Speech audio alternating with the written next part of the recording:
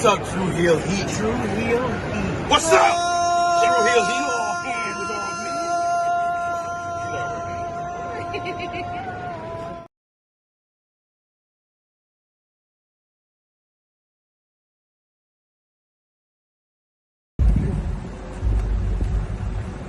me. Yo, what up? You know what it is. It's your boy AJ Francis reporting to you live from New York City, the birthplace of hip-hop. And I'm telling you that I'm only tuned in with True Heel Heat Wrestling. Holla at me.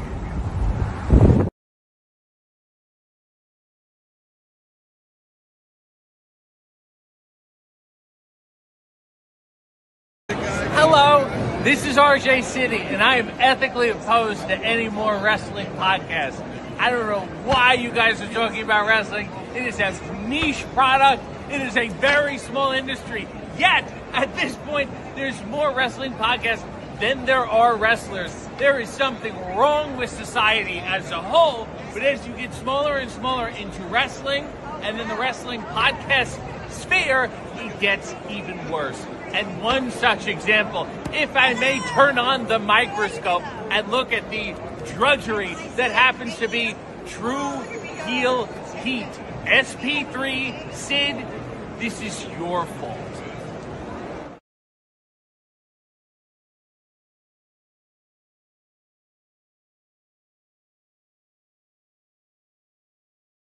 Hi, I'm the ballsy badass Shotzi Blackheart, and you're watching True Heel Heat. Hello.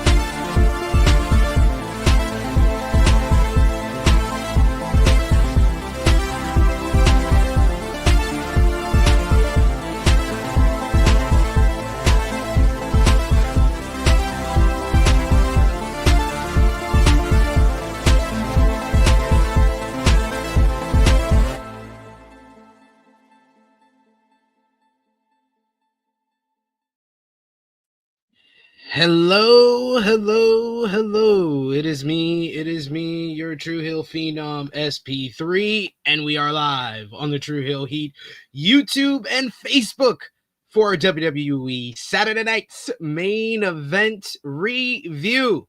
Breaking down last night's show from November 1st, 2025, Salt Lake City, Utah, and yes, we have new champions being crowned.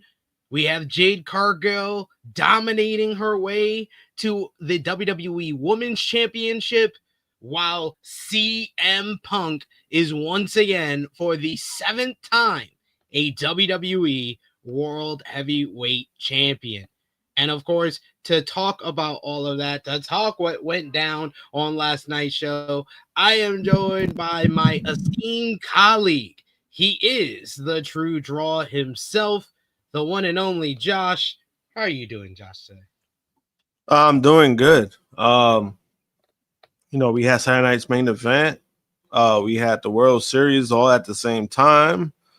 It was and then Collision too. I was able to catch up with Collision. I mean, man, busy Saturday. And then 3 a.m. started a New Japan show. So if you are a sports and full-on wrestling fan, you got your fix until like 6:30 a.m. this morning. Jeez, you see? I passed on the New Japan one, but I'll watch it later.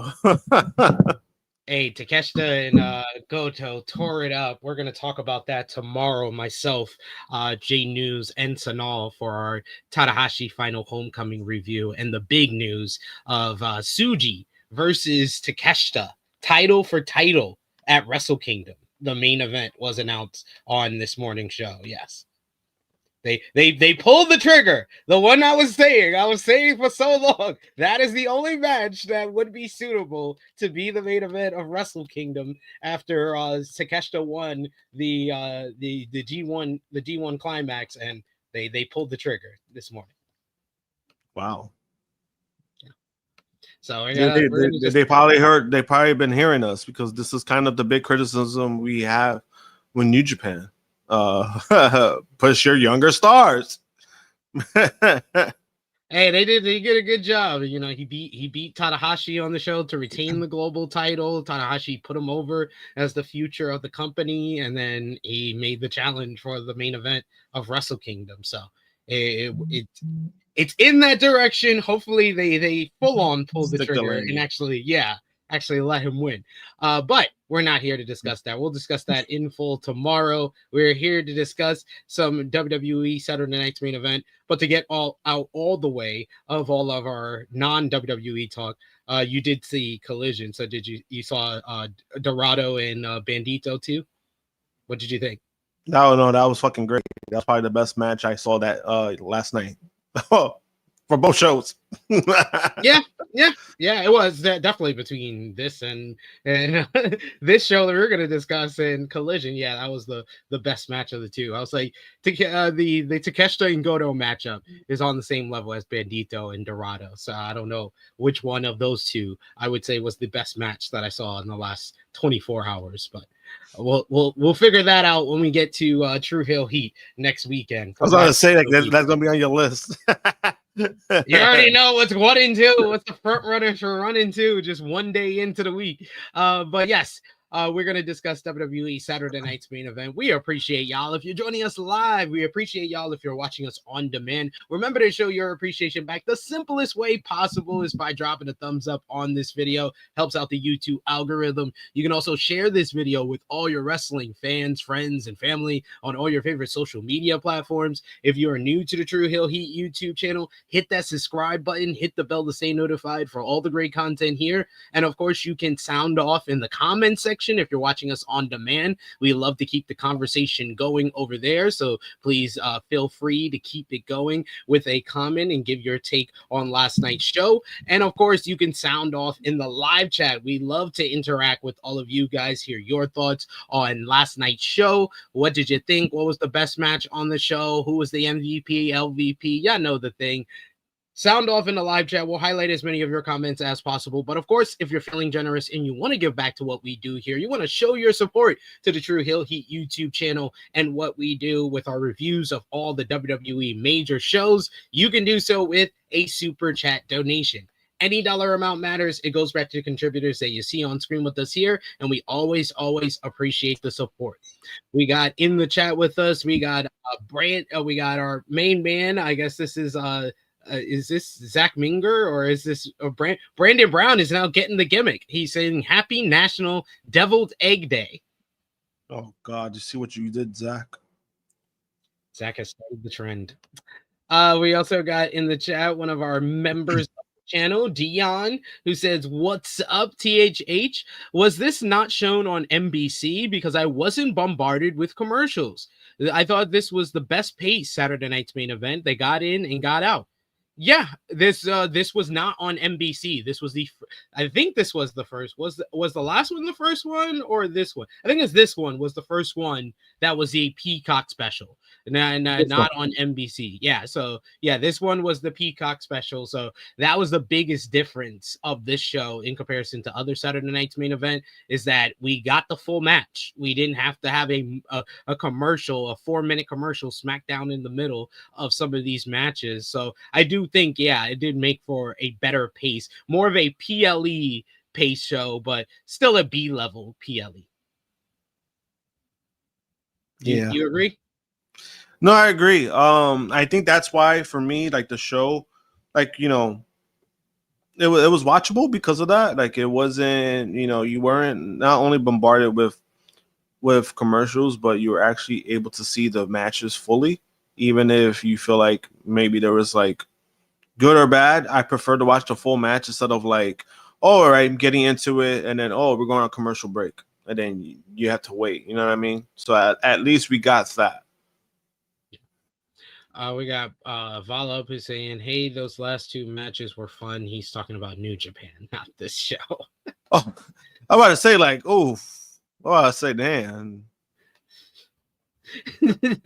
We got Rachel in the chat who says, Randy not showing up at Saturday night's main event. Tell me they are prolonging the heel turn until early next year, which means that it's probably Randy versus Cody at Mania. Hot take, I don't think it will live up to the hype.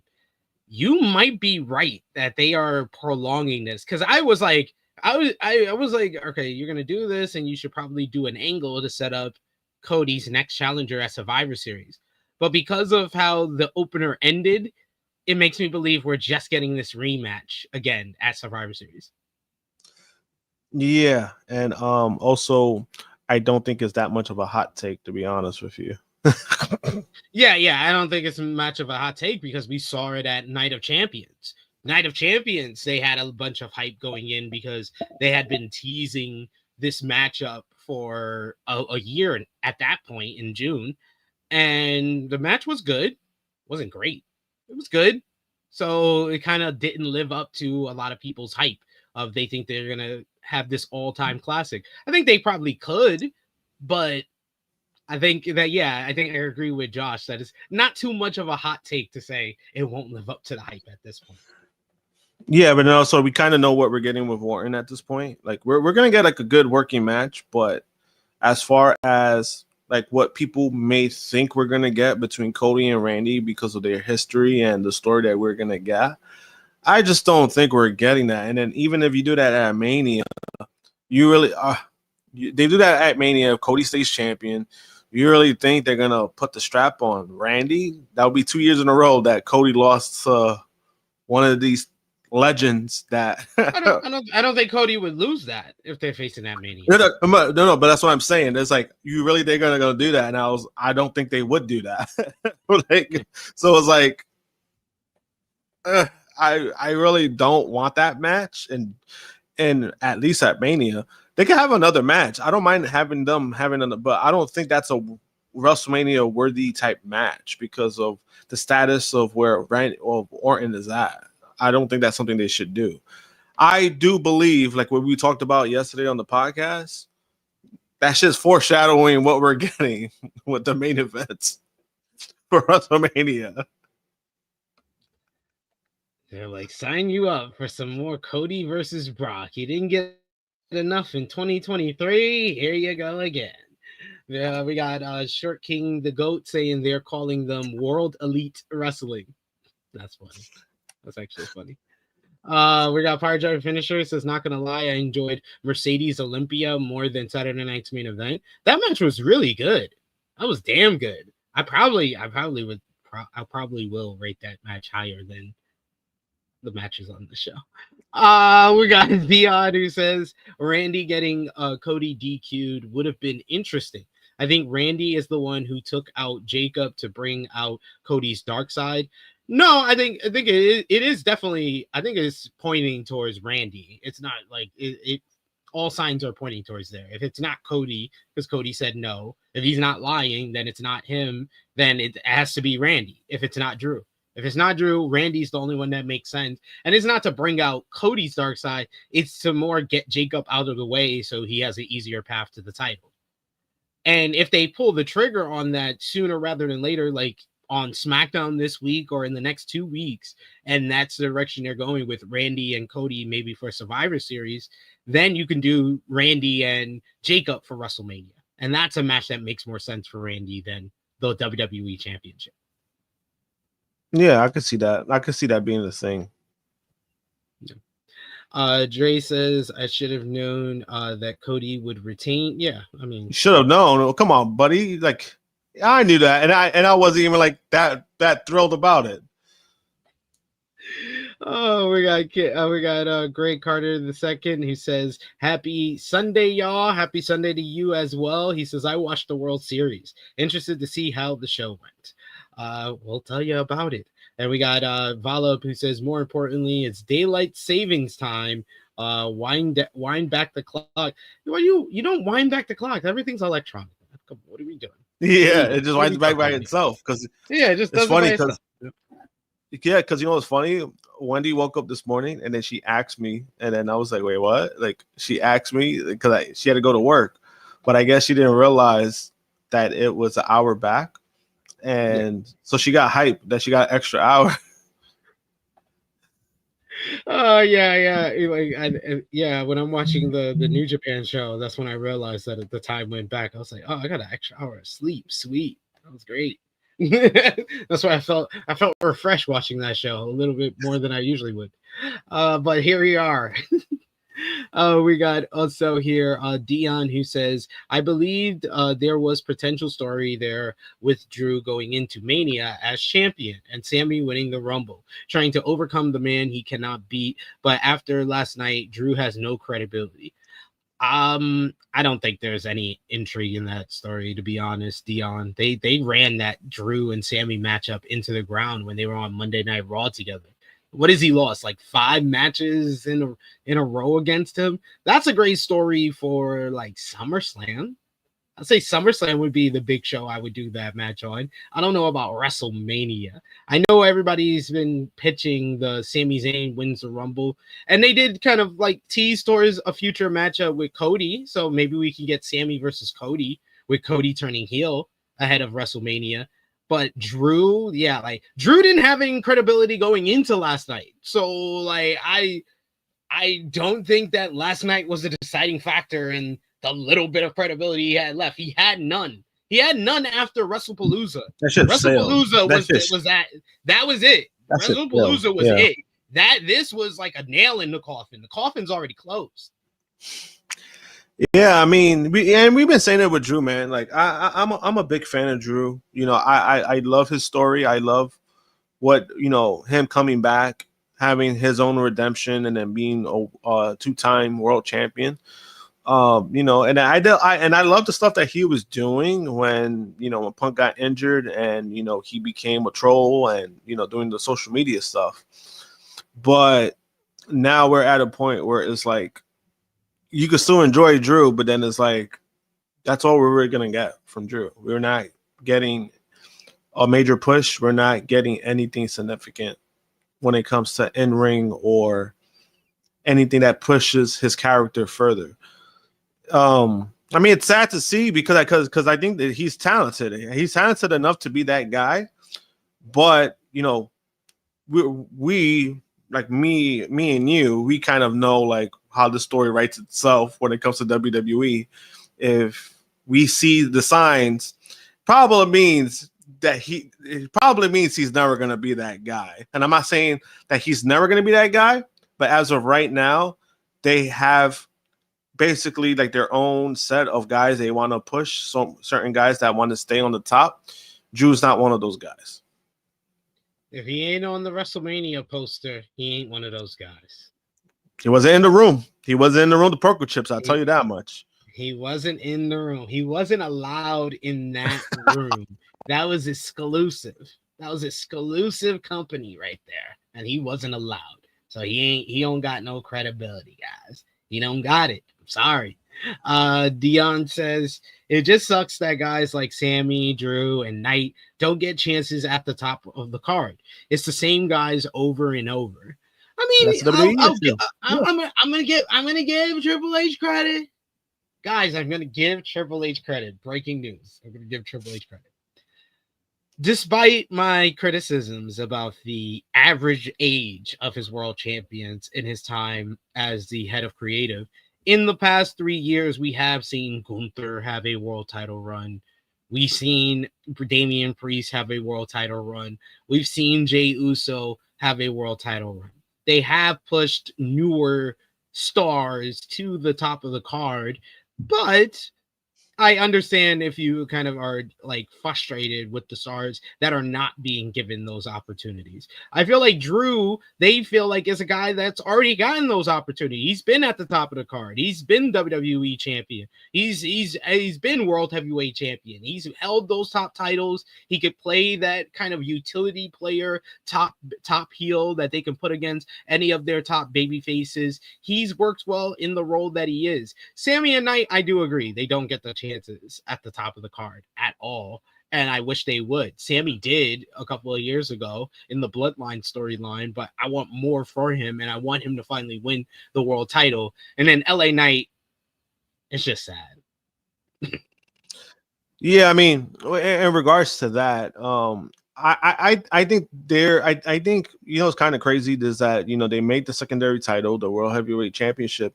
Both of those guys could win that title, and you're not really hurting the brand by doing that. You know what I mean? That's kind of why the title is there for. Like those kind of guys, they could get an opportunity to be a champion. They're not going to be the champion, but at least you give them something. You give them something significantly that people are going to be happy with. You put Sammy as World Heavyweight Champion, guess what? People are going to love it. People are going to say he deserves it. Nobody's going to complain. Oh, he should win the what is it called now? The undisputed title, whatever they keep changing the name to. They're not going to complain about that because when he becomes a world champion, guess what? That's going to be listed as a world champion. So even if he wins the other one, it's going to be labeled as 2-time champion, 3-time champion. So it's not going to matter. They could do it. They just choose not to do it. And that's kind of the things that we have been talking about where, like you mentioned right now, like you have given credit, like, Damian Priest, Jey Uso, so they have been doing that for that title, and I think that's a good realm for those kind of top mid-card ish guys that are not going to be main eventers, but you could give them something. And I think that Sammy should have been at a point where he should have gotten that already, in my opinion. Well, I feel like he's going in the trajectory because just look at the last 3 or 4 years for him. Like 2022, he was primarily like the MVP in the Bloodline. The Bloodline. Then 2023, he had that undisputed tag team title run that was really good with him and Kevin Owens. And he was kind of a utility player who would feud with like the Bloodline or the Judgment Day throughout the year. Then 2024, he was Intercontinental Champion and had a really good run and put over Chad Gable just by beating Chad Gable all those times. Chad Gable got something out of that feud and felt elevated in that feud during that run. And then he put over Braun Breaker in the end, and then did the reunion with the OG Bloodline, was in the main event of last year's Survivor Series. That's true. And then this year, he had that 7-week run as United States Champion. That's really getting like praise on television and from the fan base. So he's proven it on all these different levels: undisputed tag team titles, Intercontinental Championship, US Championship. It feels like the trajectory would say next year, 2026, Saudi Arabia, Royal Rumble. I understand why the fans are like pushing this and saying like this is the option to go. But but like I say, it feels like the trajectory is going in that direction because we did see on SmackDown that little backstage segment when he was talking to Nick Aldis and then ran into Cody, and he was like, yeah, when I'm done with the MFTs, we gotta do something. Yeah, and he looked at the title, so they could go in that direction. There is a chance WWE can go in that way. Yeah, they could, and obviously, we want more for Sammy, and I think that he's at a point where he does deserve more, but the way that I view WWE and the way that, like, when I have my mindset when it comes to WWE, it's one of those things where I'm already set where it's like, yeah, this guy's never going to be that champion. But, Sammy could be a world heavyweight champion. He could be that. Is he going to have the title that Cody has? Probably not. And I've accepted that.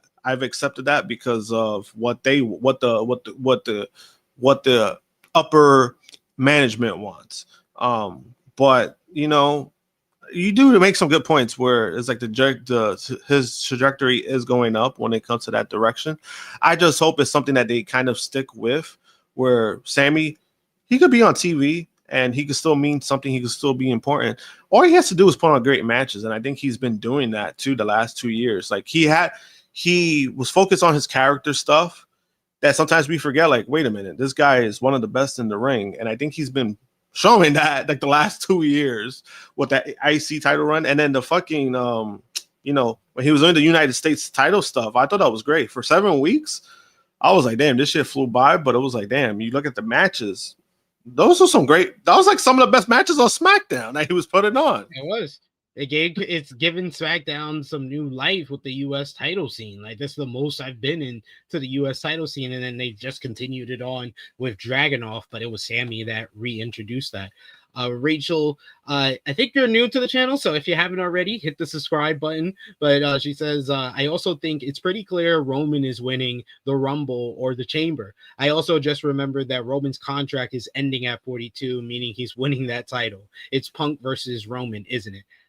Rachel, like I said, you're new to the channel. You would have been on this bandwagon way before last night, because I said this going in. Josh will tell you 2 weeks ago when this match was made for the main event, I was like, I think it's more likely whoever wins this matchup is facing Roman than Braun Breaker.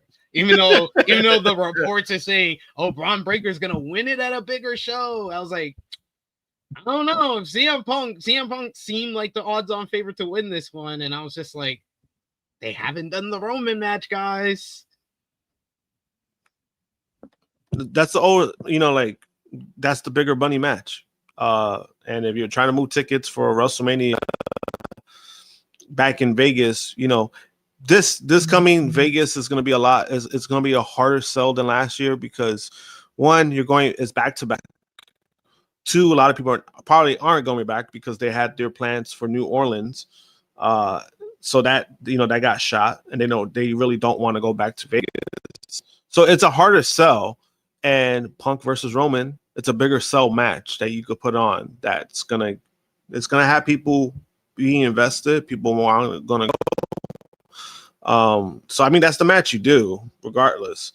But it's kind of funny that even somebody like this sees that and is like, yeah, like we all. We see what's going on here, but let's get into the nitty gritty here. It's WWE Saturday Night's Main Event. We gave you a lengthy prologue because we probably won't get into the show too much because there's not much to talk about. It's just matches. But we were in Salt Lake City, Utah. Cody Rhodes and Drew McIntyre. We see them walking into the building. Tiffany, Stratton, and Jade Cargill. Penta is drinking coffee and doing his walk. Dominik, Mysterio gets a pop. Rusev is walking and gets no pop whatsoever. CM Punk and Jey Uso are walking. They get pops. We see a video package sending us back to the 1985 and the origin of Saturday Night's Main Event. We see some of tonight's competitors warming up. Obsession is bigger than any one moment. Some call it legacy. They call it Saturday. Pyro and all the things go off. We got Michael Cole and Wade Barrett as our hosts, our announcers on the night. What did you think about the Salt Lake City, Utah crowd? I thought they were okay. Nothing that over the top, nothing that crazy. I do feel like they kind of did focus a lot in general on Post Malone being there. So every time they showed them, people were cheering. And I noticed that throughout the night, they just kept putting focus on Post Malone. Every time they needed a reaction shot, it was Post Malone. Just like when it's Tyrese Halliburton there, it's always a Tyrese Halliburton reaction.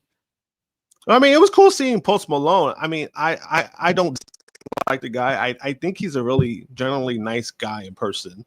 It was just like, damn, they kept showing this. Like, even, I mean, I'll get to it, but there was a part that had me like laughing. Like, I'll get to it when it comes to Post Malone, but yeah, I felt like there was more of a focus on that. Like, they wouldn't even mention it. They'll just show him. And then once in a while they'll say, "Oh, yeah, that's the music artist Post Malone." Like, it was kind of just like, "Oh, all right, like I see where this is going." We're gonna see him throughout the night. Then we kicked off the show with the undisputed WWE Championship up for grabs. Drew McIntyre challenging the champion, the American Nightmare, Cody Rhodes. I've been noticing this, and I know I hate to say it to you, Josh, more than anybody, but Cody's pop is getting a little bit smaller every single time I see him. They don't sing along to the song as much as they used to anymore. And then we got a moment in this matchup where his reaction turned in a major way. But just like the olden days, this match for the biggest title starts off the show. Cody enters first. He's prerogative as champion. If he gets disqualified or counted out, he will lose the title. We got the fancy intros, and we get Drew as Lillian introduce him as the new American Dream. Then he touches the belt while the referee holds it up. We get some go behind, some early feeling out process. Drew with an elbow. Cody comes back with a kitchen sink. Cody punches at Drew in the corner and then stomps at him. Gets hit in the throat. Chops by Drew and Cody. They trade off, reddening each other's chests. Cody with a gourd buster, and then Drew goes outside. Drew asks Cody to come outside, daring him to get counted out. Then Drew wants to milk it before getting in at 9. Tie up, and then a headlock by Cody. Drew tries shoving Cody into the referee, but Cody stops. Drew goes to Cody's hair and then pushes him into the corner. Drew wants Cody to punch him for a DQ. Kick to the gut by Drew. Drew punches and bites at Cody's face. Then we get the Goldust uppercut by Cody. Cody stomps at Drew in the corner. The referee counts to 4 and then decides he wants to pull off Cody and say counting to 5 and disqualifying him, helping Cody. Cody accidentally pushes the ref and they dare the DQ. This is when I was like, okay, guys, we can relax with this. This is when I was like, it's getting a little too much. I don't want it to be overwhelming in this matchup. Drew sends Cody shoulder first into the ring post. Then he tosses him to the timekeeper's table, tries to get the count out, but Cody comes back at the count of 8. We get some more Drew trying to goat Cody throughout this matchup. Cody would get his offense in. He would hit this cool looking Cody cutter where he does a spin on it. It was definitely Drew helping him do the spin, but it looked like Drew had countered it, but Cody still gets the 2 count. Drew comes back with a big spine buster and then a sit out power bomb. With frustration settling in, Drew grabs the title, but then he throws this to Cody. That's not enough to get Cody to snap as he throws the title away, but Drew gets him with a 1-step Claymore and gets a close 2 count. They head outside where Drew can't hit another Claymore, but he can knock Cody off of the ring apron. He flies off of the apron through the announce table, crashing down. The referee doesn't even try checking on him or milking this in any way. He just starts counting. He gets to 9, and Cody somehow, some way is able to get back into the ring. Another Claymore miss. Cody tries climbing up the corner only to basically like tweak his knee. The knee is fine enough like a few seconds later for Cody to finally hit one for a 2 count. Then before the referee gets bumped by Drew, throwing Cody finally into the referee to knock him down. Then we see Drew. He realizes what's going on. He grabs the title again, which is knocked away. We get a double crossbody to leave everyone down. They both crawl for the title. Cody is able to gain advantage. He gets Drew in position for the DDT. He looks over at the referee to make sure the ref isn't looking as he DDTs him on top of the WWE title. He picks up Drew. He delivers the crossroads. The referee is up. 1, 2, 3. The American Nightmare, Cody Rhodes, retains the WWE Championship. This match went nearly 19 minutes. I thought it was really good in the early going, but like I said before, I thought it was a little bit overbooked. Had that noticeable botch where Cody went for the Cody cutter, but the referee was in the way, and he tried to play it off like he had a tweaked knee, and then seconds later, he was miraculously recovered, and it had nothing to do with the matchup. So it was obvious that that was like a mistimed spot and stuff like that. But I just thought overall, the story was really well done in the early going. It just got a little bit much as the match went on, but still a really good matchup. I gave it 3.5 stars. What did you think? I felt like the match was a little bit better than the WrestlePalooza match. obviously this one was a little. I think I do agree that it was a little overbooked. It's just when you mention about the crowd reaction, I noticed that too, and I was just like, yeah, I think it's getting to that point where fans are getting tired of seeing the same character. Unfortunately, it does happen. It happened with Cena. It happens with a few people. And this was a good conversation I had before about Cody, where, like you mentioned, like this kind of babyface-esque run usually has like a course of like 2-3 years, because this was around the time when AEW fans got tired of it. And it's not like as bad yet, but I do feel like by Mania, it's gonna be overwhelming. It's getting to that point with Cody. They're leaning into it too, because the last matches with Drew, you have this one, you have the one on SmackDown where he used the title and got DQ'd, and then here he used the title blatantly, looking over at the referee. Michael Cole, man, you such a bullshit artist. The way he tries to defend Cody, and Cody like Wade Barrett is rightfully calling Cody out for looking over at the referee and making sure the ref wasn't looking when he does the DDT. And then Michael Cole was like, no, I don't think he knew the title was there. Then why is he looking over at the referee for? You fucking knew. Come on, like stop. Like and that's the problem with a lot of these. I want to say Cody fans. But a lot of these fucking guys that want to defend the bullshit, where at least with me, if I like somebody, I'm going to call out the bullshit. If I dislike somebody, I'm going to defend them when it needs to be defended. There's a lot with the Cody run I can't defend, because even I'm getting to a point where it's just like, all right, he's champion, cool. What does that exactly mean? At point, it's like he got the title, I get it, he's a 2-time champion, fantastic, great, but then it's like, what do you do with the run after that? And so far, his second run, I've disliked it more than I did the first time. It is what it is. It's getting to that point where it's like I got to start being honest of how I feel about it.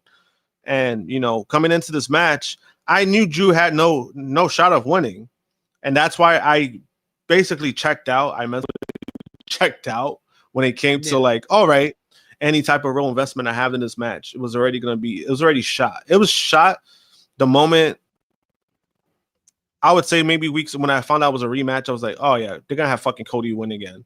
And then SmackDown, it was like, oh yeah, Cody's definitely winning. There was no shot in hell that they had Drew winning. It's just, I don't know, man. It's one of those things where, a fresh start would be nice. If he turns heel, I would love it, because Cody as heel is great. If you see his Ring of Honor shit, he was a great, fantastic heel. And then if they lean into that style of him being a heel in Ring of Honor, it's going to be great. But I think it's too much of this corporate bullshit that they kind of lean into. It was like, oh, Cody caters to the kids. He does this and merchandise and all this stuff. If the man is cool, people are still going to buy his merchandise. Who gives a shit about that? Like, he's still going to make money. You're still going to make money off the guy. But you're going to have to do something that, even with these feuds, stop giving him these long feuds where he's just going to win every match. You know what I mean? Like, it goes nowhere. And that's the problem I had with his first one, where the Kevin Owens feud went for months and nothing happened for KO. But he just turned heel. Just in general, the 2 reigns for Cody, he's had 2 different types of feuds every single time. It's been either a guy that feels like a challenger of the month or a former friend that he's feuding with. Yeah, that's all. That's all he's done. AJ Styles for a challenger of the month, basically, but he had a 5-star match with him, so they did an angle to set up a second matchup. But Logan Paul was a challenger of the month. Who did he present? Oh, then it was Solo. Solo was more of an extension of the bloodline. So yeah, those are 3 different types of challenger. Extension of the bloodline versus Cody storyline, a challenger of the month, and a former friend that turns on him, because after the Solo feud comes Kevin Owens, and that is a former friend that turns on him. Drew McIntyre is a former friend that turns on him. Then you had Cena, who's the guy that beats him, and then he just chased the title. He was gone for a few weeks, like 6-7 weeks, and then came back, just continued to chase the title, and then won the title back. And it's just been the Drew feud, which is just Drew feels like a Temu version of the Kevin Owens feud. Yeah, I mean, I can't disagree with that. You know, it's very, again, it's frustrating. It's pretty frustrating. And I'm just not going to, me as a fan, I love Cody. I'm always going to be a Cody guy, but I just can't. I'm not with the bullshit. I can't fake it. I'm not gonna be one of those guys who are gonna fake it. I can't be that. I can't be Maul where he defends Drake. I'm not doing that for Cody. I don't give a shit. I'm not doing that. Yeah, Project Finisher saying it. Yeah, his second run is Cody turning heel. H kept in mind AEW fans and is giving them what they want. Smart, exceptional, foolproof booking right there. I mean, I think Cody turning heel. I think well, but no, honestly, at this point, to me though, if Cody is turning heel, then The Rock was right. I said it. I'll be the first to say it. Rock was right. Triple H should have listened to The Rock, and we should have got the Cody heel turn at Elimination Chamber instead of now. Because it does feel like the Cody babyface run is like 6-7 months stale, which means that the peak of it was after the Kevin Owens feud, and you should have turned him heel for the Cena matchup. Yeah, I agree. You know, and I got known Dwayne hater Josh to say he agrees with that. All right, we're here. No, I'm saying because well, the thing is that for to my credit though, I have been defending Dwayne, especially when people are like, oh, this is WrestleMania 41. It was Dwayne's fault. It was The Rock's fault because he didn't show up. And I defended that guy, even though he lied. He lied about Dave's reporting. I defended The Rock because I was like, hey, at the end of the day, this man, ball fraud Paul, knew that he was not going to be there. He knew for months The Rock was not going to be there. That was his fault because he fucking knew, and he decided to do absolutely nothing. But in regards to the Cody stuff, I mean, at that time, it's like, back and forth is like, where it's like, oh, you turn Cody heel against Cena. It's one of those things where it's like, that easily could backfire too with Triple H's bad booking. That could have backfired no matter what, And that's why the whole Cena thing where it was like, oh shit, we're getting something new and we're going to get this and that. We didn't get that. So like, I have no confidence that either one was going to work. But looking on hindsight 2020, if you do turn Cody heel now, it's going to make the Rock look so much better. Why? Because WrestleMania was shit. The Cena heel turn was shit. And then it's like, oh, we should have done this in the first place. So it's going to make Dwayne look like a fucking genius. Yo, he's gonna look like the best person ever. Like, well, you could have done this like 8 months ago. Yo. It's gonna make him look good no matter what. And I like it. I don't give a shit. I love it. I love it. You know what? You like it, I love it. You see? It's like, fuck it. It's like, fuck it. We get a recap of the feud between Jade Cargill and Tiffany Stratton and her heel turn a couple of weeks ago and her injuring Stratton's knee on the way to the matchup. Nick Aldis is backstage and making sure that Stratton is good to go, which she insists that she is. Spoiler alert, she wasn't.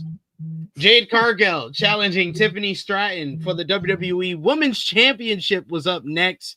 We get a quick slug away by Tiffany, but then Stratton quickly is on the back foot as Cargill goes right after the injured knee.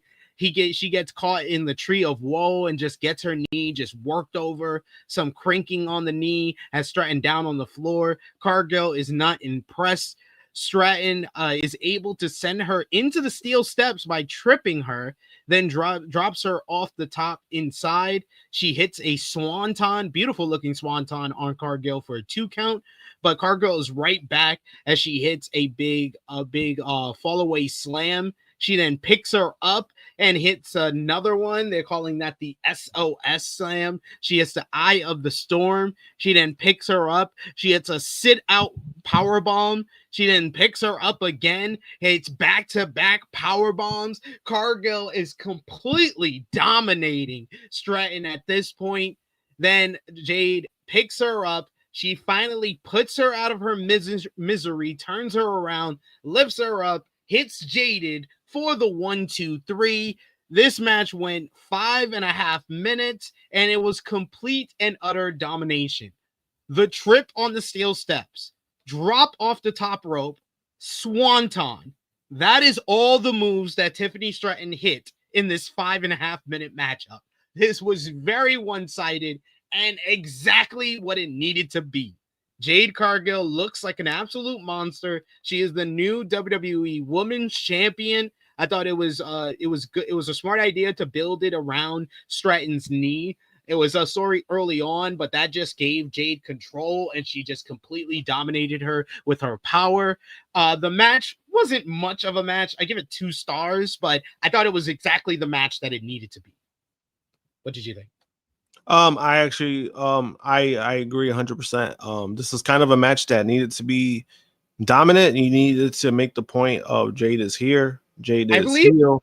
You were on the Night of Champions review, right? Was I? I believe so. I think this is literally what I said how Jade Cargill matches should go. It should be her just completely dominating somebody. And we finally got it. She's a heel. We finally got it. Yeah, not only that, but this is kind of the criticism we've had with Jade. It has nothing to do with Jade herself. It has to do with her booking, where you made her this baby face. So every time she was always working behind and then coming back up. That's not how you should use Jade, because she's dominant. She has power moves. She's limited. We could admit that she's limited to what she could do. So you have to play into her strengths. And I felt like the babyface run wasn't playing to her strengths, because you're having her do something she's not used to doing. And then when it comes off, it doesn't come off right. It doesn't come off. It doesn't look good.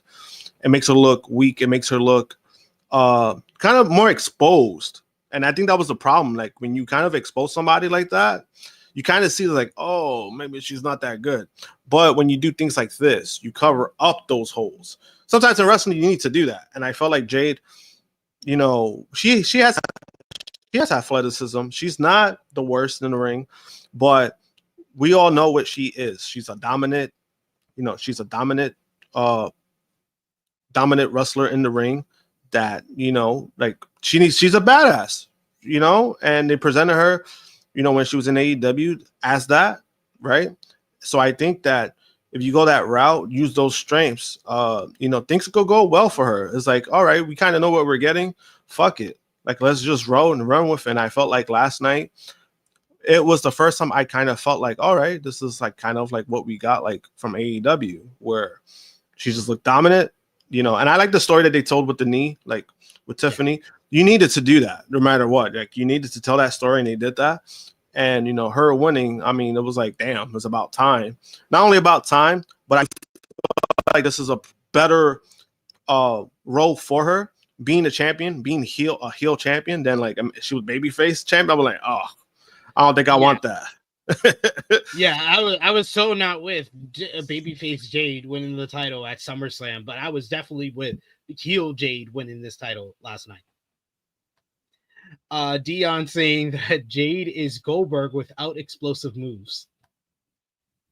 That's fucked up. I think her moveset is actually pretty good. Like, especially the moveset that she showed last night, like the fall away slam, the power bomb, the Eye of the Storm. Those work. Those are work. The choke slam was vicious in that matchup as well. Like, and she was laying in on the strikes and the forearms and the kicks. Last night was the Jade that we need more often. You don't have to be explosive, but you just have to lay your shit in, and that's what she was doing last time. Yeah, and I felt like she did that. She did very well when it came to because even that powerbomb spot, I thought that was great, where she did the 2 power bombs and then she did her finisher. She made sure she won that match. That's all you really need from her, and I did like what I saw, and I'm like, as long as they go that route where you present her again, she needs to be presented as a badass. So that's what she is. When you fucking see her on TV, she looks like a fucking superhero. So like. I like what they did. Yes, to me, it wasn't even like a worked match. It was all right. It was an establishment of getting Jade over, not only as a heel, but her winning the title meant something because you got her over in that fashion. Yeah, and we got. I think this is either Jose or Luis. Yes, Jose. Jose saying Jade is the champion that SmackDown needed. I mean, if you need like a dominant heel champion, I think a dominant heel champion that is probably a little bit more intimidating than even Nia Jax like we had last year. I think that is the way to go. But I think they needed this because it sets up a money matchup for WrestleMania next year with a returning Bianca Belair. That's why SmackDown needed this more than anything, because there wasn't a money matchup for Tiffany Stratton as WWE Women's Champion at WrestleMania next year. Yeah, and I mean, poor Tiffy. I mean, I don't know what you do with Tiffy now. Where do you think they're gonna position her? I mean, she has been doing stuff with Julia and Kiana James with the U.S. Championship, so maybe they just shuffle her down to the U.S. title scene. I mean, I honestly wouldn't mind that much. I think the overall perception of that would be like, oh well, she got downgraded to that. You need time for Julia. It's getting to a point where it's like, I don't give a shit. Give her something, and I think Tiffany could be that prominent name for Julia, because again, Julia, I love Julia, but I don't think it's the signing that they thought they were gonna get. Unfortunately, maybe this is a hot take. Maybe y'all let me know. Julia should have signed with AEW. Oh no, it's not a hot take. I 100% agree with that.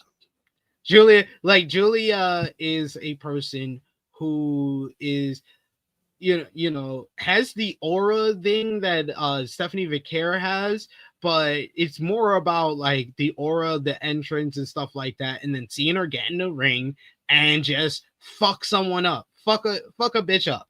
That's what Julia would do. She had this aura, she had this charisma about her in Japan with Stardom, and then she would go in the ring and just fuck people up. She was a great heel at that time, but it just seems like heel, babyface, it just hasn't connected in WWE, whether it's on NXT or on SmackDown.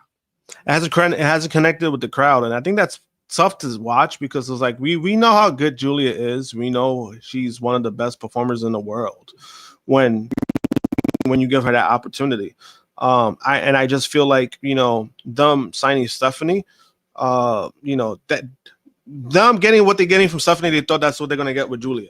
And it's very unfortunate because we kind of thought like, hey, this is gonna be a great signing for Julia, but so far it's like, they're trying to do these character things that is like it don't even fit her as well either. Where it's just like present her as a You see her in the backstage segment. She actually speaks pretty good English. Why does she need Kiana James? Yeah, she's actually, and that's the thing. That's a weird thing where it was like people were talking about that. Like she has been working on her English, but then it's like Stephanie Vicaire doesn't speak that well English either, and she's admitted that. So what? Like, just use these women's strengths. Asuka they don't have her speak English on TV. They have her speak her language. So what? Like, just go with that. Like, we don't need to know what they're saying. It just comes off badass when Asuka's yelling and screaming. It's funny because it's like we know that she's pissed off. So you kind of just go with that. And but with Julia, it's like it's been tough to watch because it's like, oh man, this girl should be doing more. And I just feel like I think it's one of those things where I don't want to call it buyer's remorse, but they probably just thought like, oh, we're not getting the Julia that we thought we were getting. And part of it is on WWE. It has not, a lot of it's not on Julia. I think a big part of it is on WWE because they're not using her strengths. It's the same way that I was talking about using your strengths. They're not using her strengths, and that's been the biggest issue. Yeah, I agree. We got Jose here who says SmackDown doesn't have the challengers for Julia. Zelina, Michin, Chelsea, B-Fab ain't it. That's not an excuse though, Jose, because you have talent on other shows. Why does Raw need freaking Stephanie McCare, Io Sky, Rhea Ripley, Asuka, Kairi Sane, Roxanne Perez all on one show? Why? I think if you put one or two of them on SmackDown, things would be a little bit more balanced. And mind you, I just named 6 women on the show and didn't mention the GOAT, Becky Lynch. I didn't mention AJ Lee's been over there, by the way. Lyra Valkyria and Bayley. And now they can get Charlotte and Alexa as tag team champions on both shows. Like, come on, Raw is just like this is like 2004 or like this is like 2004, the balance where Raw's roster was ridiculous and SmackDown had the scraps. That's the Raw women's division in comparison to the SmackDown women's division. And also, you could have the women jump on brand. They don't give a shit about the brand thing. They've proven that. So it's like it don't even matter. You could use multiple women on each brand, but it's just you put the title on her, and then to say like, oh, there's nothing there, but it's like that's a creative issue. Then that's something they have to figure out. You know, that shouldn't be all on Julia. That should be on. You can't get a Natty. Like you can't let Natty be Natty Neidhart on SmackDown. She too busy doing her book tour. That's the problem. Oh man. Sir, Vala. Maybe you love it in retrospect. You did not love it at the time. If you were watching in 2004, it was after WrestleMania, it got really bad on SmackDown. I love Eddie Guerrero. Love him with all my heart and soul. But just showing up for one Eddie match or a Rey Mysterio matchup, the main event scene was scraps. It was JBL versus like Booker T one month. It was JBL versus The Undertaker. Oh my God. Yes. That's what I'm talking about. Like that's most of the year. Like 2000, you're thinking 2003, 2002 SmackDown. Oh, we eating good. Oh yeah, that was great. With yeah. SmackDown with the SmackDown 6, but it dies at Mania 20. That's what I'm saying. 04 SmackDown. That's when the rosters just like it got ridiculous. That's when I always think of when the balance of power and star power is just completely unbalanced. I think of 04 Raw versus SmackDown. But let's get into our third match on the card here. Before we get into that, the announced Saturday night's main event will return in January 24th in Montreal. They're doing a SmackDown on January 23rd in Montreal, and then Saturday night's main event the night prior. That's 1 week before the Royal Rumble, which is quite interesting, but we'll see how that works out for them. For the Intercontinental Championship, Dominik Mysterio defended against Penta and Rusev. Quick start early on as Dom gets knocked to the floor to start fast. Rusev drop kicks Penta for a 2 count, then power bombs Mysterio, allowing him to snare away.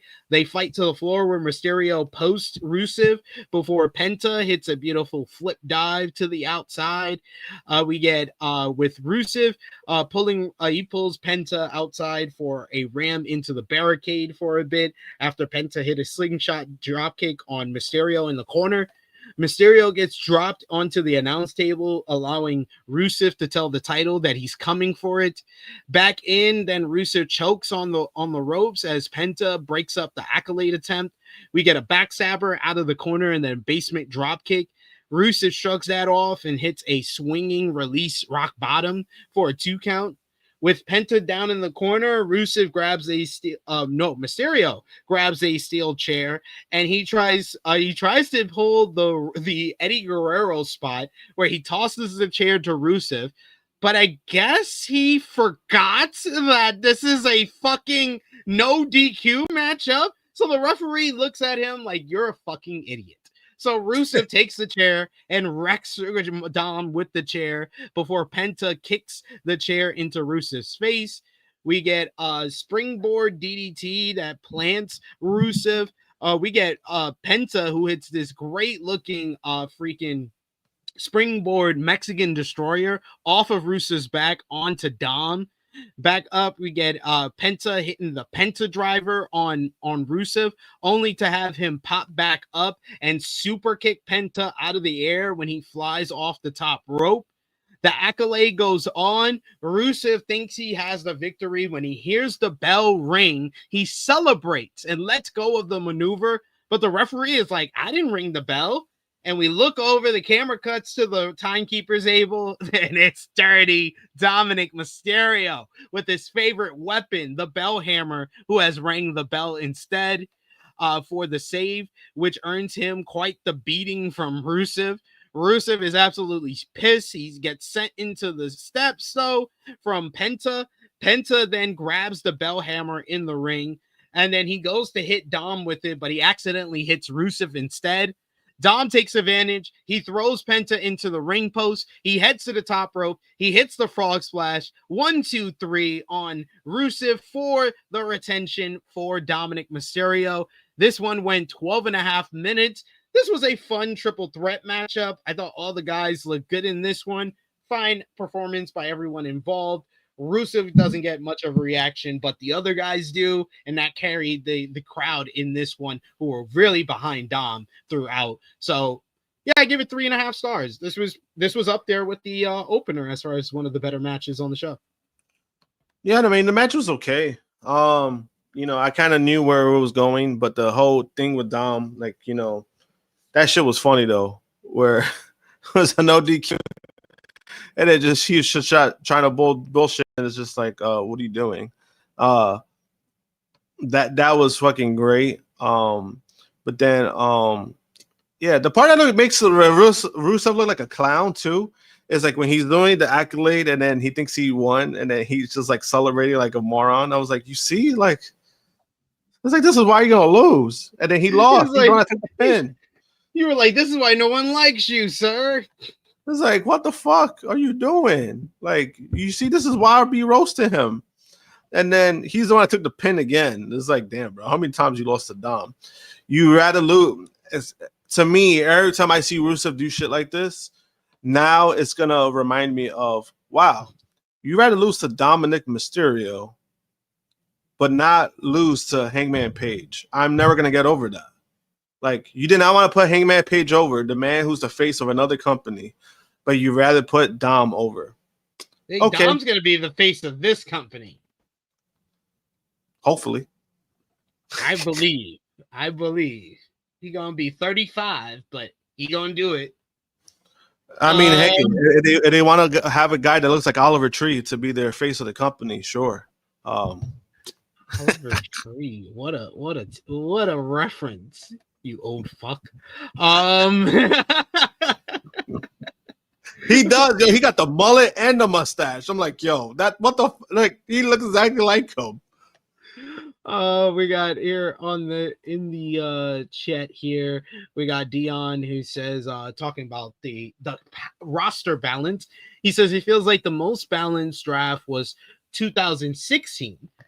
Yeah, because the 2002 draft was not balanced. SmackDown roasted Monday Night Raw mainly because Vince was the GM for SmackDown, and he didn't want to have the weaker roster in comparison to Ric Flair.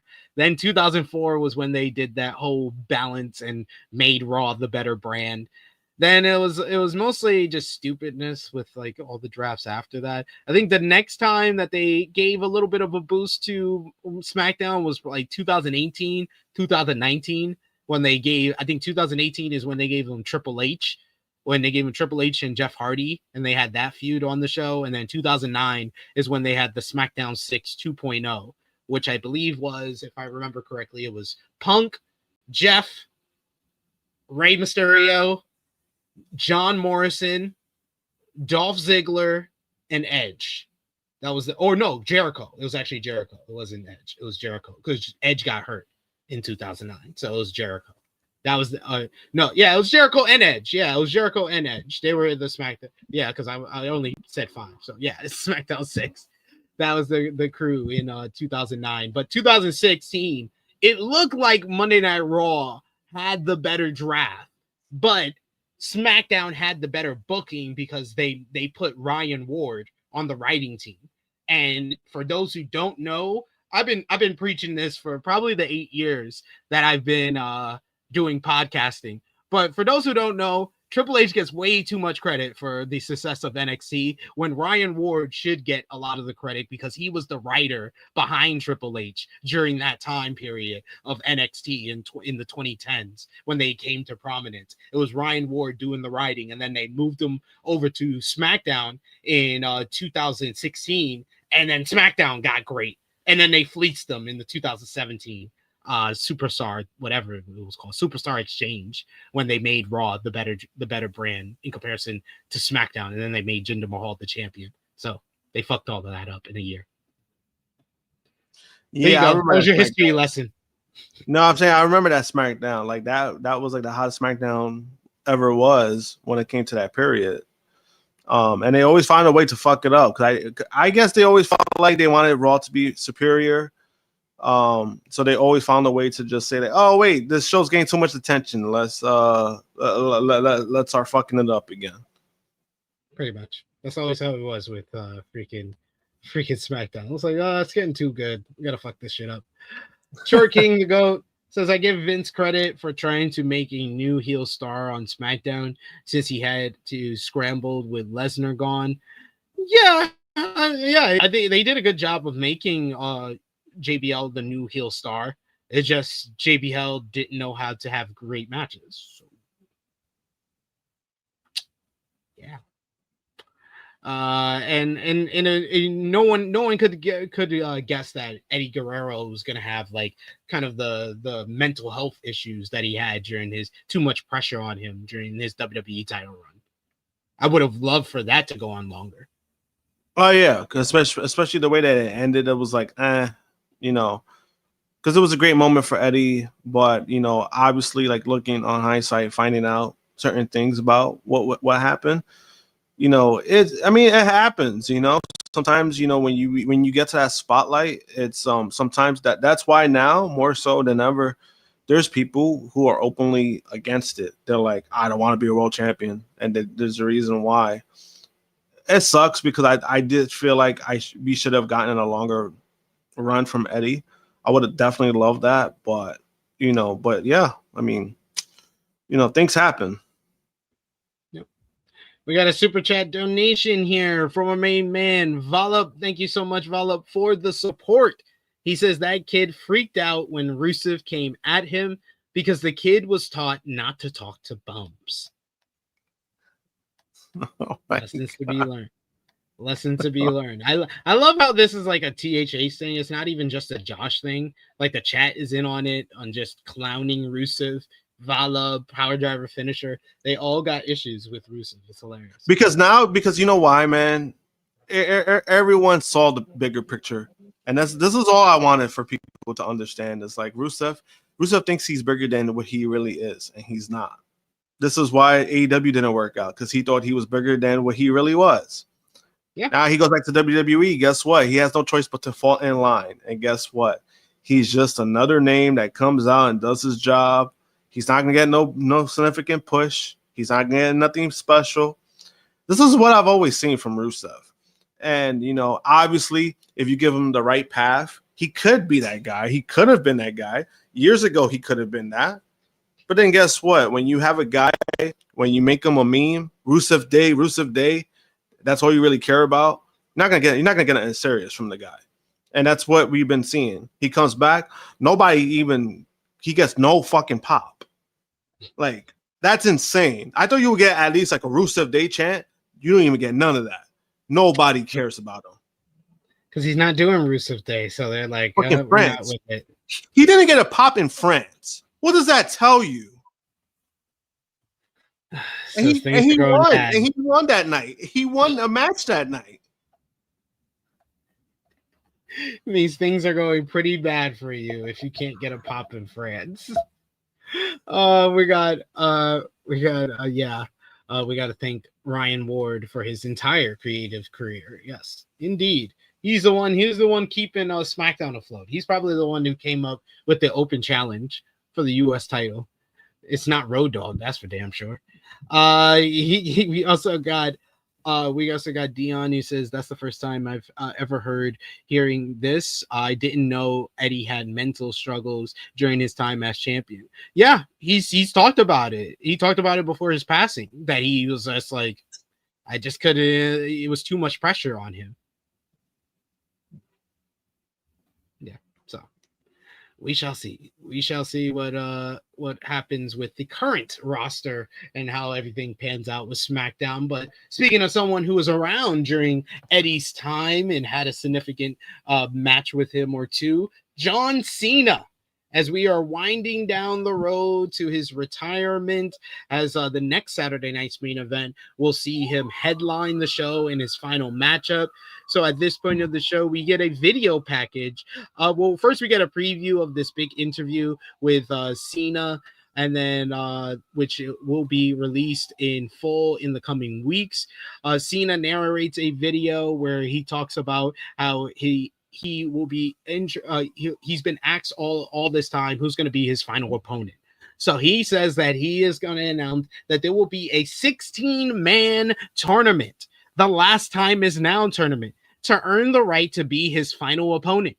He says there will be entries from all three brands and maybe even some surprise of people who don't work here. He also says that he'll be facing people that he's never faced before. We saw the likes of LA Knight, Solo Sikoa. We saw Carmelo Hayes. He says that he'll be also facing some people he hasn't faced, like The Miz or Sheamus was shown. Also shown when he was mentioning the people that he hasn't faced before, Gunther was one of the more notable names on that list. We were also revealed that that Cena will make his return to WWE in 2 weeks' time, a week from tomorrow's Monday Night Raw. He will be in Boston, Massachusetts for the last time, his hometown, where the Last Time Is Now tournament will begin. And of course, the winner of the Last Time Is Now tournament will face John Cena on Saturday, December 13th, WWE Saturday Night's main event from Washington, D.C. in John Cena's final match. What do you think about the 16-man Last Time Is Now tournament? I think that this, tournaments is such an easy thing to get. Like, what people ask, like, why Tony Khan does so many tournaments is because it's fairly easy to tell stories and to get people involved, to feature stars, to have stars break out and have those performances that elevate them up the card in a tournament's format, a single elimination tournament, round robin tournament. It doesn't matter. That's why Tony Khan relies on it so much. And that's for a big reason why Triple H has relied on it so much in the last 3 years, since he took over the head of creative. And I think that's just going to mean that for the next couple of weeks, we can have some entertaining, fun matches and some fun television to enjoy, which we really wouldn't otherwise during this time of the year in WWE. So I think this is a net positive overall for WWE. Yeah, there's people who said that they hate it. Oh shit, I've seen in the chat too. Dion Jenkins says, I hate this. That's kind of what I was going with, where I was like, there's people who hate it. Our boy Sober Guy hates it. No, I don't think he hates it, but he found it funny. He was laughing. He was like, what the fuck? They're doing a tournament just for this. I see both sides of the table. I can see why people would hate it, because it's like, oh, you're doing a full tournament just to determine Cena's last match? Like, you really need a tournament for that? But on the other side, I do agree with what you said about, you're creating matches like this, right? You showcasing certain people, but there's also a mystery. So it's kind of like, oh, all right, who they're going to bring, people were, obviously he mentioned that line that people are like going crazy over, like, oh, people who might not be working with the company. And they literally did that so people would think it's Jericho or Copeland. Yeah, and people have been saying it was Edge, which is just funny because I was just like, well, you're gonna be disappointed again. Then this is why last night I blamed the fans. I'm like, you guys set yourself up for some bullshit. Like, this is exactly what I've been telling y'all. Stop falling for the bullshit. To me, it just says, oh, Joe Henry is gonna be in the fucking tournament. That's all that told me. Say his name, man. He's already like 1 foot in the door. So it was like, does he he already works with the company? But okay, cool. That's what you want to present it. Even if you get anybody like if you get Vikingo, technically he works for WWE, so he technically does work for the company. So I mean, somebody last night, our boy brought up Matt Cardona, which I was just dying because I was just like, come on, he ain't getting no damn tournament match. Like, they didn't even like the guy. He didn't get a match. I can see that if they're gonna feature more than one person from outside of the company, I could see them doing 2 from TNA, and that's Hendry and Cardona, because they know Cardona will get a pop, and he also has the story with Cena. And it would probably be if we do see Cardona, I'm gonna say that's Cena's call. That's not WWE's call. Oh yeah, I said the same thing. I was like, that's most likely Cena's. Like, that's probably if that's what they really want, Cena's gonna make that decision. It's just a matter of how they do it, because it's like, oh man, we really don't like this guy, but we want to do this for Cena. I get this, Dion. I get this. Dion making a good point. He says, I want an actual story for his retirement. For example, Flair or Sting's retirement. Yeah. Like, I definitely understand that. That's just fair. But yeah, that's a fair criticism. I just feel like they weren't going to do that. So I feel like this is the best alternative. And if they were going to do that, then the story was Cena tries to overcome Brock. That's the story. That's the only story that they have set up that they haven't really tied a bow on. And I hope they realize that tying a bow on it is not what we saw at WrestlePalooza. But yeah, I guess that is what they think. Yeah, and it's also kind of just hard to tell that story now because he only has less than 5 appearances left. So there's not much you could really do to even tell that story. The only story you would have told was, all right, let me get my win back against Brock, which nobody wants to see at this point. I really don't want to see it again. Thank God we're not going to see it again. But it's just, that match did nothing for that shit. It did absolutely nothing. Cena should have just won for that matter. But that was the only story you were going to tell. If you're going to get a story of a Cena retirement match, it would have been, all right, let me get my win back against Brock because he beat the shit out of me, and I don't want to, walk away in that fashion. So the tournament thing, again, I can see where people are giving pushback on when it comes to that. But, I mean, the next couple of weeks, you're going to get some matches at least. You're going to have something on the shows to look forward to.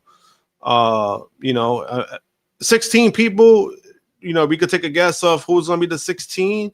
Obviously, they show like a clip of certain people. So I'm like, all right, this person is going to be in it. Give me 1 second. I'll give you the full list of the people that are going to be in this tournament. Because I had the few like screenshots I was able to get, but I think I saw the list on one of these. I was going to say grifting accounts, but I'll say engagement accounts, as that is the more politically correct way to say it, I think. So we got here. Where is this? Damn it. Well, you can talk while I look for this because I'm having trouble finding this now. Yeah, I mean, the main person that I remember seeing was Gunther, right? That was the main guy, and that was the main person. Yeah, Gunther was in the video. LA Knight was in the video. Carmelo Hayes, Solo Sikoa. When they mentioned the newer wrestlers, I remember those. I remember those guys who were on the list. All right, so here it is. These are the wrestlers that featured in the video package for John Cena's The Last Time Is Now tournament. We have The Miz. We have Rusev. We have Solo Sikoa. We got Sheamus, LA Knight, Drew McIntyre, Penta, Carmelo Hayes, Bronson Reed, Gunther, Dominik Mysterio. So we got 11. There's 11 names that appeared in the video. So we can kind of speculate on who's the other 5 you would put in this tournament. Who else would you put in this? As far as like names outside, I think like Joe Hendry should be a lock. He's talked about it so much. He should be a lock in this. As far as like NXT, Obafemi, give me Obafemi in this shit. Give me Trick Williams in this shit. Oba, Trick, Oba and Trick, I would say. Javon, if you want like a young representative, someone who's gonna stay on NXT after the tournament, then Javon, I would throw him into there. We got Dion who's saying put Braun Breaker in the tournament. I thought it was notable that they put Bronson Reed in the video package and not Braun Breaker. That makes me think that they're not going to put Braun Breaker in the tournament. They're going to put Bronson Reed to represent the vision. He's probably going to take the L anyway, so you're not going to have him win. That would be so stupid after he beat Roman Reigns, too. He should at least make it to, like, the finals of the tournament. He should. At least you get into the finals. Yeah, if you get him, like, far, I think that would, like, do something. Or even the Final Four. We put him in the Final Four. I think that would, do something. Out of the names that are listed, I would say, out of the names that are listed and some of the names that we brought up, I would say my prediction as of now, one day after they announce the tournament, my prediction for the finals of the tournament, LA Knight versus Gunther.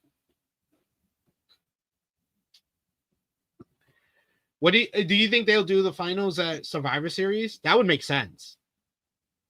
I would hope so, just because at least you'll have something prominent, not only for Survivor Series, but it's like, all right, if you want this Cena thing to be important, you already made it important by making a tournament, so you got to make it more important. At least put it on your last stadium show for the year. I would say you put it in Survivor Series.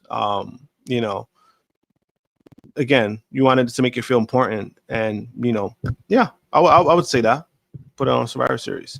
And I do agree. I think it's gonna be between Gunther and LA Knight. So that's pretty much the whole Survivor. That would be the whole Survivor Series card is already made, because you got the men's War Games, women's War Games. You got Cena probably facing Dominik Mysterio, because that's the rumor for the Intercontinental Championship. So I'm guessing Dom would get eliminated from the tournament early and then just say, I want to challenge Cena at Survivor Series. Talk his shit and then find a way to get in. No, find a way to just face Cena for the Intercontinental title. Yeah, they'll say he'll find a way to like talk shit, or he'll do something slimy, and then Adam Pearce will finally do his job and say, you know what, you're going to defend your title, and you're going to defend in the Survivor Series. Yeah. So yeah, that they'll probably give that. Well, Dion says, I don't have faith that Triple H will give Cena the IC title. He don't want to give him that Grand Slam. I think he owes him. He owes him that much. He's like, damn it, nigga, here, damn. That's how it's gonna be. He's like, here, you want something for your retirement? Here you go.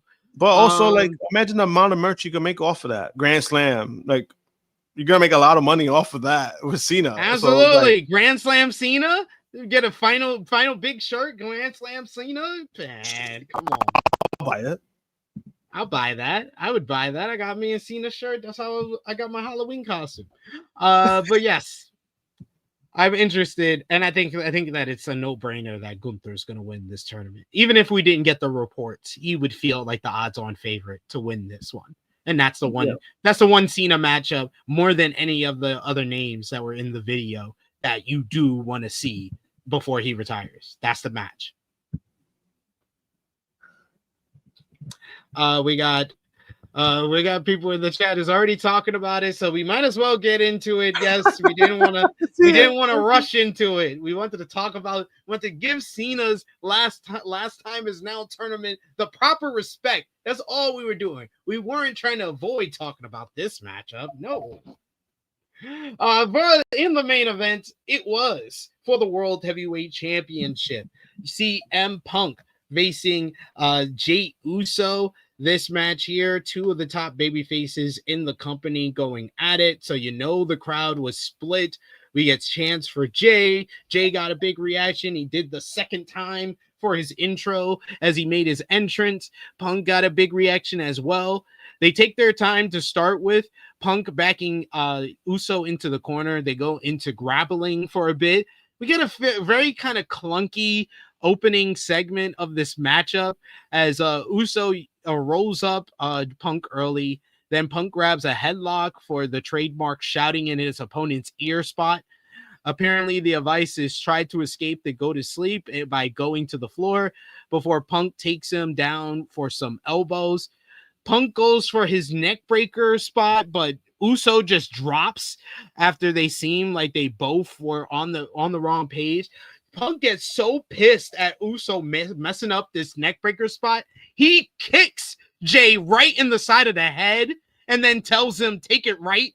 And then he bumps right for the second time. Oh my God. I was like, oh, we're off to a bad start here. They chop it up for a bit. Then we get Uso knocks down Punk into the corner. He goes for the spear, but the spear is countered into a front face lock and then another neck breaker for a 2 count. We get back up and they slug it out again with Uso getting the better this time. A quick GTS sends Uso outside though. Punk sends him right back in with Uso being smart enough to go towards the ropes. Punk grabs a suplex for a 2 count, but then Uso breaks up a superplex attempt. Uso misses a dive off the top, but starts hammering away, setting up the running hip attack in the corner. Another one is cut off as Uso then hits a super kick, then follows up with the spear, and then finally hits the Uso splash, but he's only able to get a near fall. Punk is able to come back. He has to go to sleep on Uso, but Uso drops out to the outside, so Punk is not able to get the cover. Punk catches Uso on the top rope and hits a superplex. They're both down again, back up, and they slug it out until Punk takes over with a big leg lariat. Uso super kicks him out of the ring and then goes for a tope suicida to the floor. Then they both take a breather. Uso is back in with the spear through the barricade, taking some advice from his cousin Roman Reigns here. Then we get the Uso splash back in the ring, but Punk is able to get his knees up. He hits the go to sleep. This is the same way that he beat Uso and pinned him in the triple threat match a couple of weeks ago on Monday Night Raw, but Uso's able to kick out. Uso comes back with a GTS of his own this time. He sets up Punk. He's going for a spear, but then Punk catches Uso with a spear of his own. This might be the worst spear ever. I'm sorry, Jey Uso. You can move over now. The worst spear I've ever seen was from CM Punk.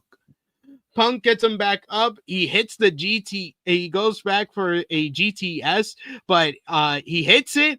He then goes to his knees and tries to get Jey back on his shoulders for a second GTS, but Punk collapses.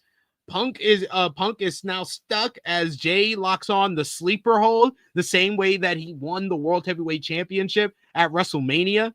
That is reversed into an Anaconda Vice. Uso's able to get to the ropes. Punk goes for another Anaconda Vice, but that's countered into a roll-up. Uso is back with some super kicks. He's powering up. He charges at Punk for a spear, but Punk gets his knee up and gets him right in the head. He then hits one GTS. He goes to his knees, gets Jey back on his shoulders for the 5th GTS of the matchup. 1, 2, 3. CM Punk is your new World Heavyweight Champion. Nearly 21 minutes in this one.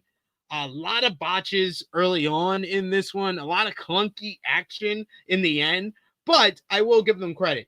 The crowd was as vocal as ever in the final 5 to 10 minutes of this matchup. And I thought the final 5 to 10 minutes was probably some of the best wrestling that we saw on this entire show. I thought the final 5 minutes of this matchup was really thrilling. It felt like it could go either way, despite the fact Punk winning was the predictable and the safe option for this one. So Punk is your new World Heavyweight Champion.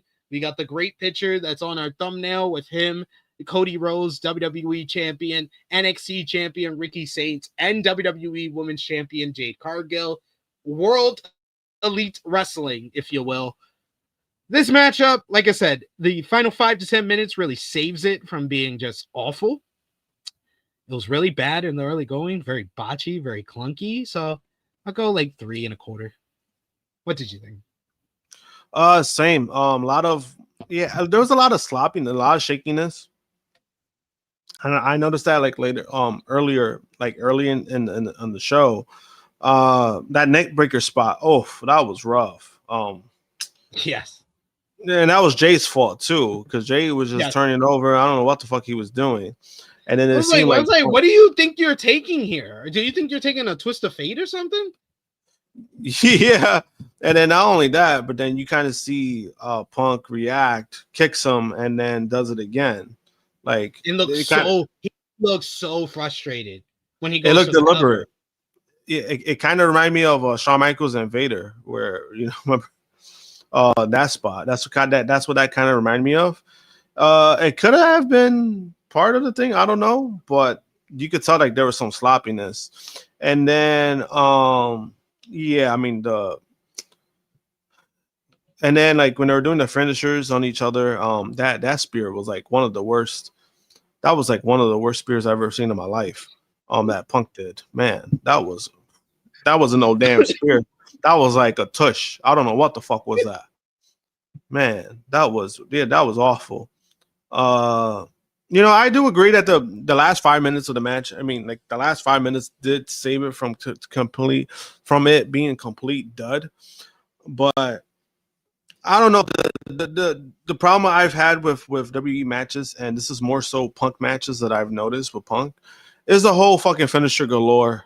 It's like, even Sean SRS mentioned it, like, all right, I see where this goes. Is finisher, person does the other person's finisher, the other person does it, or another finisher, boom, match ends. And I feel like I've been seeing that a lot with Punk matches, and I don't know. It's like when you need to do 5 GTSs on Jey Uso to win the match, I'm just like, come on, bro. Like it's a little excessive, and I think I was being too generous. I probably will give this 3 stars because the over excessiveness of finishing spam that goes on in WWE matches is literally how most WWE fans think an AEW big match would go. But that is how these CM Punk main event matches usually go. You get a lot of finishers being used, a lot of finisher kickouts. It's him, Cena, and Cody rely very heavily on that.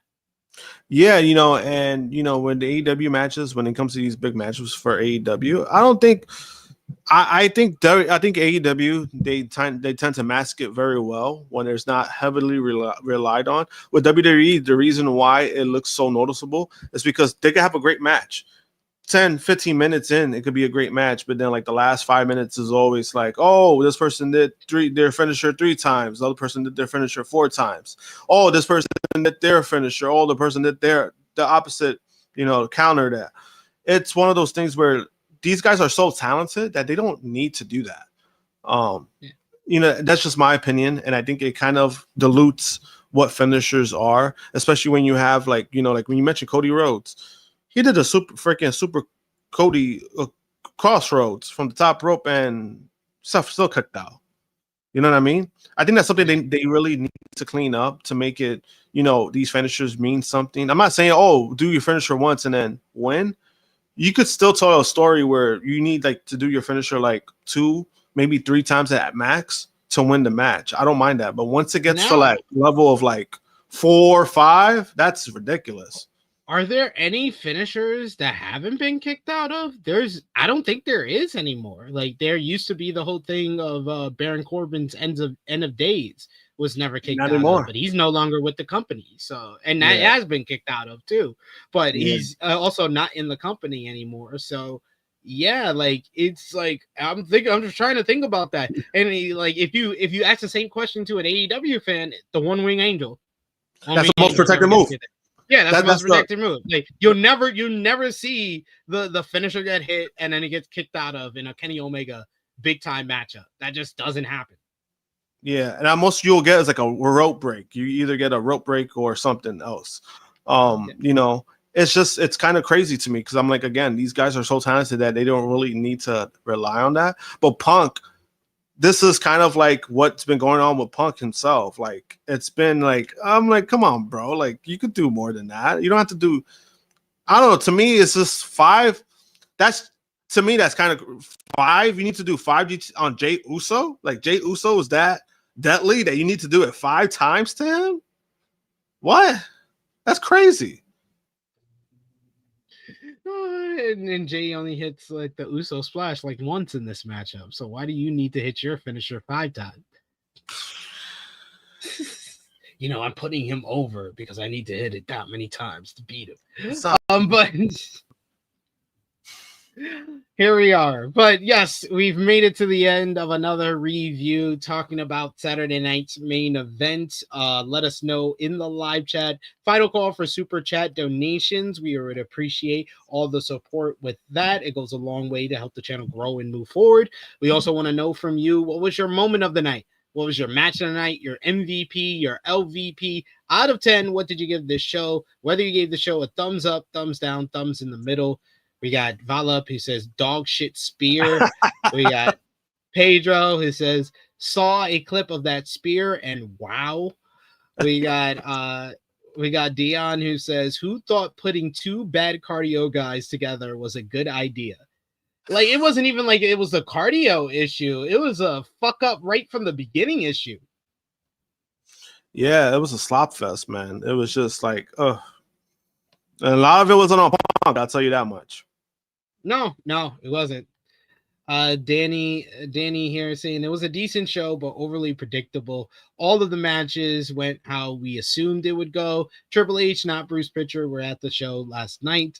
He also says the biggest talking point of this whole show was the John Cena tournament being announced. That's why I spent as much time on it as I did, because that's the one that actually gets you thinking, and you could talk a little bit more about it. We talked a bit about like the state of Cody after he got the booze in the opening matchup, but there's nothing really to talk about with Punk and Uso. This was the safe and predictable route that they were going to go, and they went that way. But let us know what you thought about the show. Let's put our thumbs in the middle, Josh, for the November 1st, 2025 edition of WWE Saturday Night's Main Event in 3, 2, 1. It's like Orange Cassidy, slight thumbs up. We got thumbs in the middle, I guess, from Josh. Josh, out of 10, what did you give this show? The show was like a 6.5 for me. About a 6.5. I think that's more like thumbs in the middle. That's more like thumbs in the middle. I was trying to like push this to like say like a 7, but there's nothing on this show that's even like very good to me. I couldn't even rate any of these matches like 3 3/4, let alone 4 stars. I couldn't go 3 3/4 for any of these matches. I was like 3.5. That was good. But nothing was great on this show. It's a very missable show. And I felt like, yeah, the pacing was better as far as the matches because we got to see all of the matches in full. But this felt like a very bare minimum attempt at Saturday Night's Main Event. There wasn't any of the pomp and circumstance that Saturday Night's Main Event has become known for since its return last December. There was no Jesse the Body Ventura, no Joe Testator, no podium at the top of the thing, no like any type of nostalgic vintage feel to the show other than the intro. So yeah, good that we got more time for the matches, but bad because you didn't really put in an effort to make this feel like it was a special. Yeah, and I think that's how I felt, where it's just like, all right, the show is just there. Obviously yesterday I was multitasking, so it really didn't bother me that much. But I was able to watch the matches because I wanted to do my due diligence. But overall, it's just like, it felt like a typical WWE show. Like, yeah, that's kind of what we've been getting this year, honestly. So it's like, yeah. Well, out of 10, I'm going to give it a 6.5 out of 10 as well. Yeah, this is a thumbs in the middle show. It's better than the last Saturday Night's Main Event. So that's probably why I was leaning towards 7, because that Saturday night's main event, I think I gave it like a 5 out of 10 or 4 out of 10 or something. That shit stink. Yeah, it was nasty. But yes, this one gets 6.5 out of 10. MVP for the show. Who you got, Josh? MVP, I'm gonna go with Jade Cargill. I'm gonna go co-MVP, Jade Cargill, CM Punk, and Dominik Mysterio. No, I can't go CM Punk, even though he won the world title. Yeah, that dog shit spear, that gets you out. So Jade Cargill and Dominik Mysterio. Jade Cargill for the dominant performance, winning the WWE Women's Championship. Dirty Dom for being the most popular and probably one of the best performers on this entire show. LVP for the show, Jey Uso. LVP. It's co-LVP. Drew McIntyre and Jey Uso. You know, it's funny. I was about to say, I was like, I actually have 2 of them. I have Jey Uso and I have Drew McIntyre. Yeah, Jey Uso just had a bad performance. Drew McIntyre, bad booking. Seems about right. And then finally, what was your moment of the night, Josh? Moment of the night, probably the tournament announcement. That's so sad.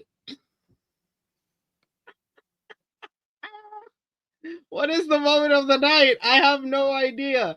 The moment of the night, what's the moment? Probably the moments that I will remember the most from this show. Jey Uso's botched neckbreaker, and Cody getting booed after DDT and Drew on the title. So I'll go with Cody being booed after DDT and Drew on the title. And match of the night, who you got? Probably the opener by default. All right. I could give it to the Intercontinental title match, but you're probably right. Yeah, let's give it to Cody and Drew. That was a good matchup. All right, we've made it to the end here. Any final thoughts, Josh? Final thoughts. The thing I was going to mention about Post Malone. It's funny that you put that up right where he's right there. And I did it by accident. That's how this was meant to be. So there was a part where Jay won the title, right? So when they're doing like the camera cuts, they put it right on Post Malone, right? And Michael Cole freezes up where it was like he seemed more speechless of seeing Post Malone than Jade winning the title. Oh man, he got more excited for Post Malone than Jade Cargill. So, sir, this tells me a lot about your love life. But yes, we've made it to the end of our review here. Josh, thank you as always for joining me, good sir. Please let the people know where they can follow you on social media and when they might see you again. You can follow me, JMPunk321, on X and Instagram, mostly Instagram. And I'll be back next Saturday for THH, what is it, 354, I believe. 354. Yeah, I'll be back on next Saturday for that. See him there.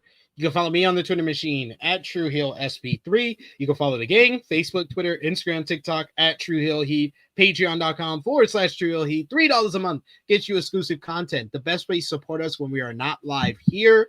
And also, you get plenty of great content. GOAT Match Series is over there right now, so you could go and check that out. We'll have some more dropping on Patreon pretty soon as well. And of course, if you stay locked here, hit the subscribe button, hit the bell to stay notified for all the great content. And also, go over and subscribe to True Hill Heat Sports and Entertainment YouTube channel. That is our secondary channel where we give you predictions for the week that is coming up in NFL football. So if you need some advice on your bets, go over to True Picks. That's up right now. And then tomorrow on the True Hill Heat Sports and Entertainment YouTube channel, I believe at 5:05 p.m. Eastern Time, me and Miss Kiersey Love will be reviewing our final review for season 2 of Peacemaker. We'll be reviewing episodes 6 through 8. So join us for that. Meanwhile, also, you can join me right here on the channel at 1:05 p.m. Eastern Time tomorrow for our NJPW Tanahashi Final Homecoming review, where we're going to break down the card from this morning in Gifu with Tanahashi's final show in his hometown against Suji, setting up a big matchup for Wrestle Kingdom, Takeshita versus Goto, and the Super Junior Tag League final. We're going to talk all about that, myself, Jay News, and Sanal tomorrow. Check out our AE Rambo, episode 222, Halloween, Hangman Halloween 2, with me and Jimmy Macaram. Check out the Tru Heel Heat flagship podcast with myself, Tru Draw Josh, and Miss Chrissy Love, talking about the week that was in pro wrestling, including final predictions for Saturday night's main event and the Tanahashi Final Homecoming. So go and check that out as well. Like Josh says, we'll be back together on Saturday. So join us at 10:05 a.m. Eastern Time for the flagship podcast then. And I'll be with you tomorrow for the Tanahashi Final Homecoming review. For Josh, it is me, your Tru Heel Phenom, SP3. This has been our WWE Saturday night's main event, November 2025 review. We are signing off until next time.